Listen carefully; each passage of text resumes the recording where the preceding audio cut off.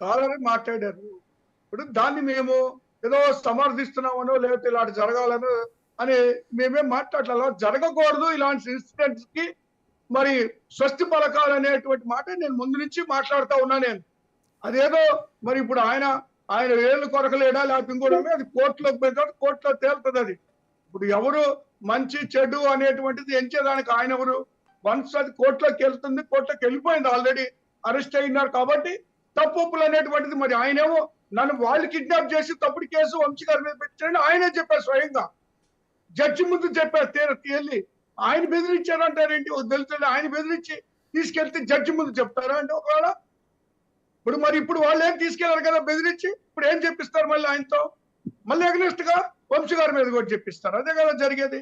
ఆవిడ ఎవరు బెదిరించినట్టు వాళ్ళు.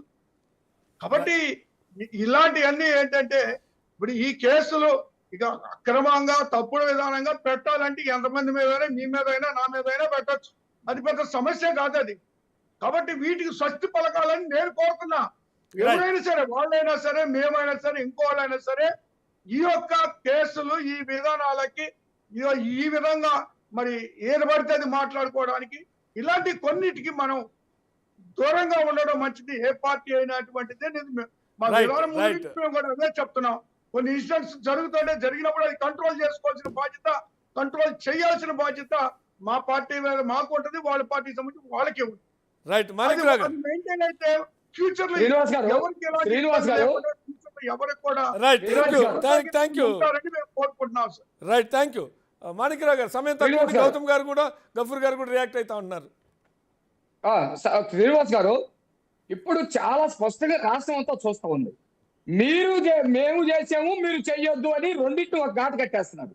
మీరు చేసినటువంటి తప్పులకి, ఆ రోజు చట్టపరంగా మీరు తీసుకోనటువంటి చర్యలకి, ఆ రోజు రాజ్యాంగబద్ధంగా మీరు వ్యవహరించినటువంటి వాటికి ఖచ్చితంగా చట్టపరమైనటువంటి శిక్షలు ఉంటాయి. మీరు చేశారు కాబట్టి మేము వదిలేస్తే రేపు మీరు వదిలేస్తారనే వెర్షన్ కరెక్ట్ కాదు. నెంబర్ 1, చాలా మంది కాలర్ కూడా మాట్లాడారు, చాలా మంది మాట్లాడారు, డిబేట్ లో ఉన్నటువంటి వాళ్ళు కూడా మాట్లాడారు. ఓసడికే అనే పదాన్ని మీరు నేను అందరూ ఉచ్చరిస్తున్నాం. ఇది తప్పు అయితే ఆ రోజు చట్టపరంగా శిక్షించాల్సింది. కానీ ఉచ్చరించలేనటువంటి పదాలు కొడాలి నాని, వల్లభనేని వంశీ, రోజా, ఇంకొకళ్ళు అసలు అమ్మనా బూతులు, అయ్యనా బూతులు, వయసు, రక్తము, వాడు పుట్టుక, ఇలాంటివన్నీ కూడా ఉచ్చరించడానికి వీలైనటువంటి పదాలు మాట్లాడినప్పుడు ఆనాటి ముఖ్యమంత్రి జగన్మోహన్ రెడ్డి ఏమైనా ఖండించాడా?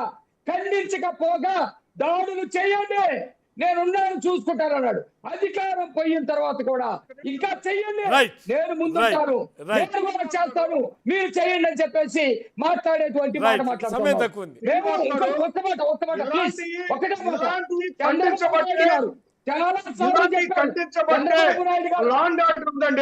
గత 5 సంవత్సరాలు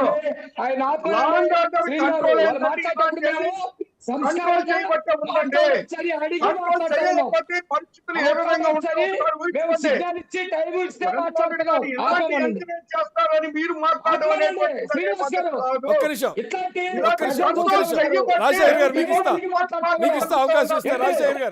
ఇలాంటి కంట్రోల్ మాట్లాడేటువంటి అవకాశం కూడా ఉండేది. రాజశేఖర్ గారు ఒక్క నిమిషం రాజశేఖర్ గారు ప్లీజ్ 1 మినిట్. ఎంకరేజ్ చేస్తే పరిస్థితులు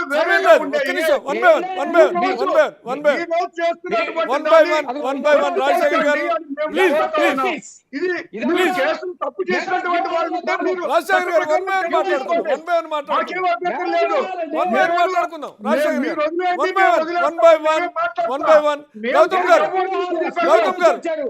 ఎవరిని వదిలిపెట్టాం.